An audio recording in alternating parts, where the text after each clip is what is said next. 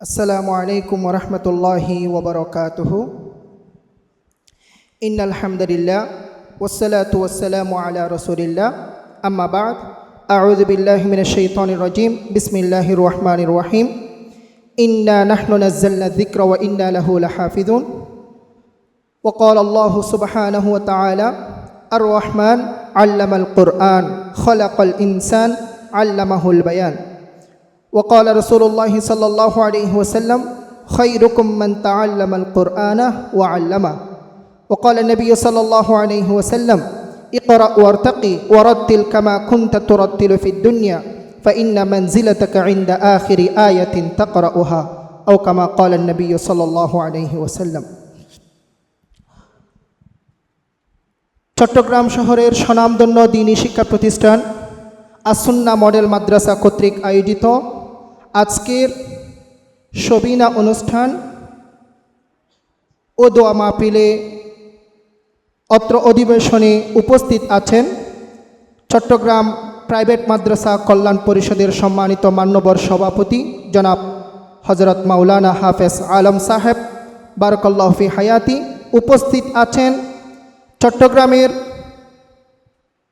স্বনামধন্য আলেমে দ্বীন উম্মাহ ওয়েলফেয়ার ফাউন্ডেশনের মাননীয় চেয়ারম্যান এবং ত্রয়োদশ আসন্ন সংসদ নির্বাচনের সংসদ সদস্য প্রার্থী জনাব হযরত মাওলানা মুফতি আবুল কালাম সাহেব বারাকাল্লাহু ফি হায়াতিহি সহ আমাদের সামনে উপবিষ্ট শ্রদ্ধাভাজন উলামা ইকরাম, উপস্থিত আছেন আসুন্না মডেল মাদ্রাসার প্রতিষ্ঠাতা পরিচালক সুযোগ্য আলেমে দ্বীন জনাব হযরত মাওলানা মুফতি মাসউদুর রহমান সাহেব সহ আজকে উপস্থিত সম্মানিত অতিথিবৃন্দ, অভিভাবক মণ্ডলী এবং আমাদের সামনে উপবিষ্ট অত্র মাদ্রাসার কোরআন প্রেমিক, কোরআনের জ্ঞান পিপাসু ছাত্র ভাইয়েরা, মহান প্রভুর শাহী দরবারে সর্বপ্রথম শুকরিয়া আদায় করছি আল্লাহ সুবহানাহু ওয়া তাআলা আমাকে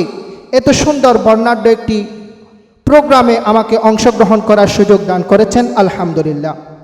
সম্মানিত সুধী, কোরআনের উপর আজকের অনুষ্ঠানের গুরুত্বের উপর অনেক কথা হয়েছে। আমাকে সংক্ষিপ্ত একটি বিষয় দেওয়া হয়েছে।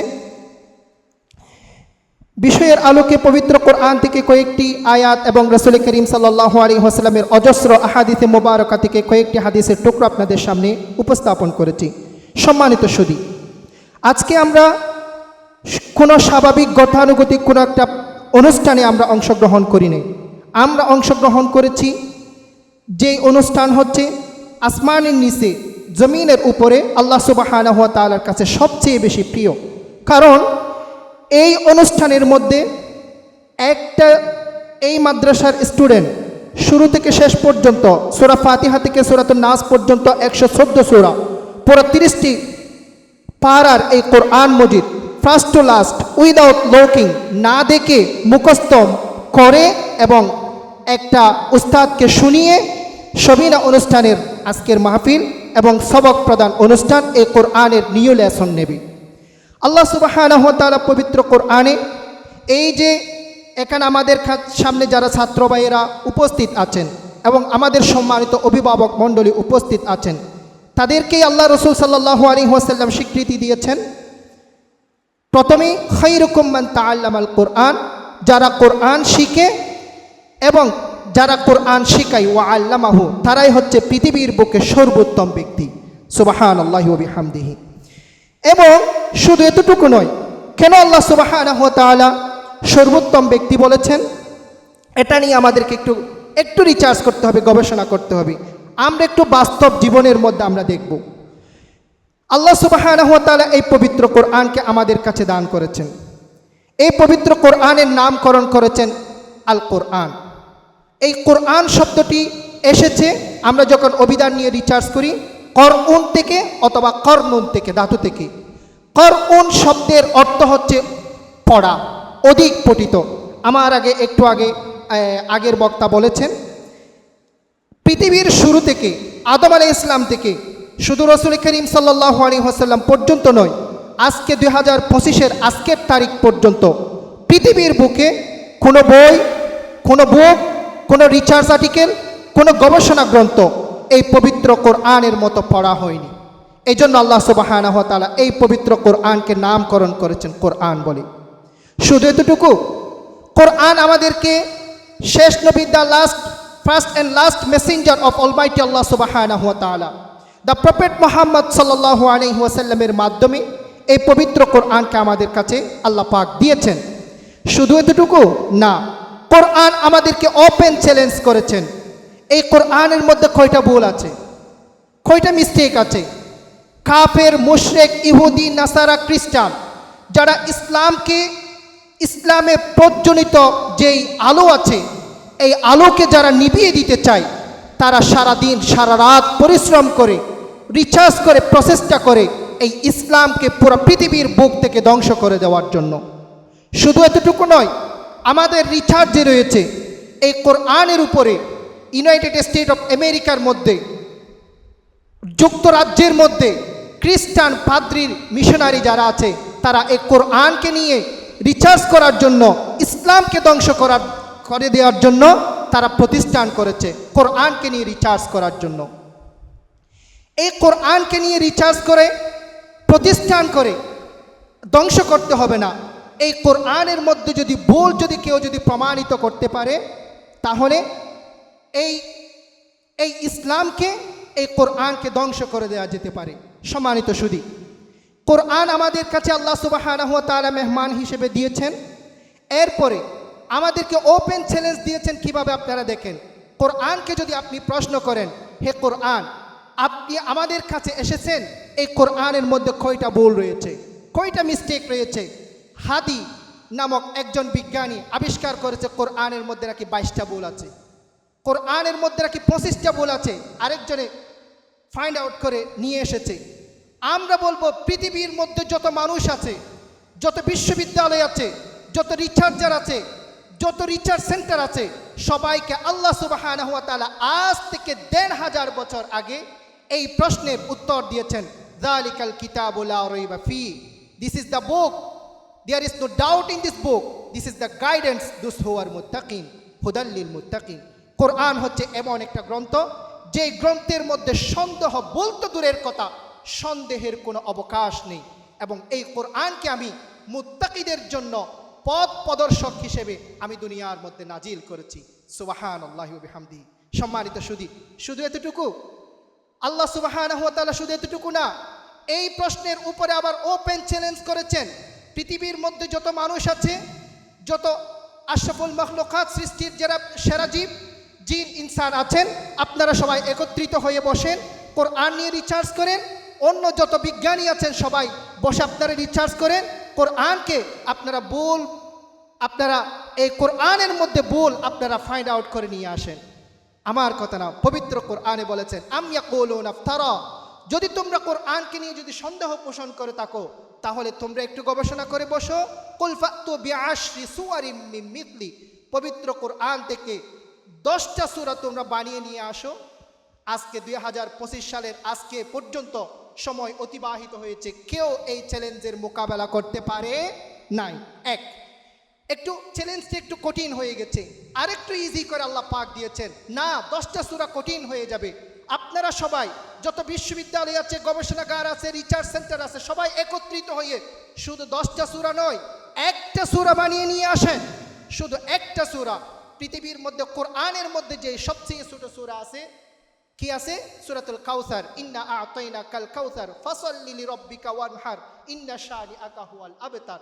এরকম 3 আয়াতের একটা ছোট্ট সূরা আপনারা সবাই বসে আপনারা রিসার্চ করে বানিয়ে নিয়ে আসেন। আজকে 2025 সাল পর্যন্ত 1500 বছর অতিবাহিত হয়েছে। আমার কোরআনের আম ইয়াকুলুনা ইফতারা কুল ফাতু বিসূরাতিন মিন মিথলি, যদি আমার কোরআনকে নিয়ে যদি তোমরা সন্দেহ পোষণ করে থাকো, তাহলে আমার কোরআনের মতো একটা সূরা তোমরা বানিয়ে নিয়ে আসো। আজকে 1500 বছর অতিক্রম হয়েছে, এই কোরআনের এই আয়াতের ওপেন চ্যালেঞ্জের কেউ মোকাবেলা করতে পারে নাই। দিস ইজ দ্য হোলি কোরআন।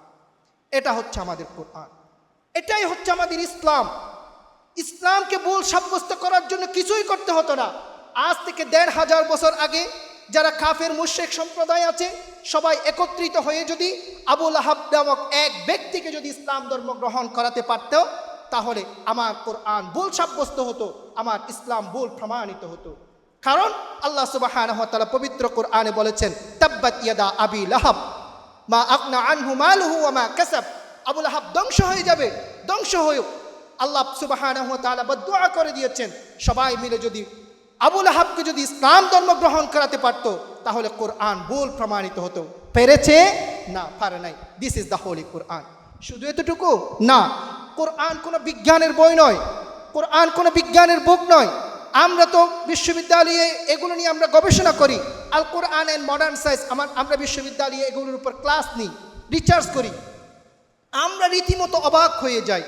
যেই বিজ্ঞান খাটকড় পুড়িয়ে রিসার্চ করে আবিষ্কার করে আমাদেরকে তাবিজের মতো করে আল্লাহ সুবহানাহু ওয়া তাআলা পবিত্র কোরআনে শিক্ষা দিয়েছেন। এই যে পুরো বিশ্বের মধ্যে একজন ফেমাস বিজ্ঞানী বিগ ব্যাং থিওরি আবিষ্কার করেছে, আপনারা জানেন, স্টিফেন হকিং আবিষ্কার করেছে বিগ ব্যাং থিওরি। কি? এক্সপ্লোশন।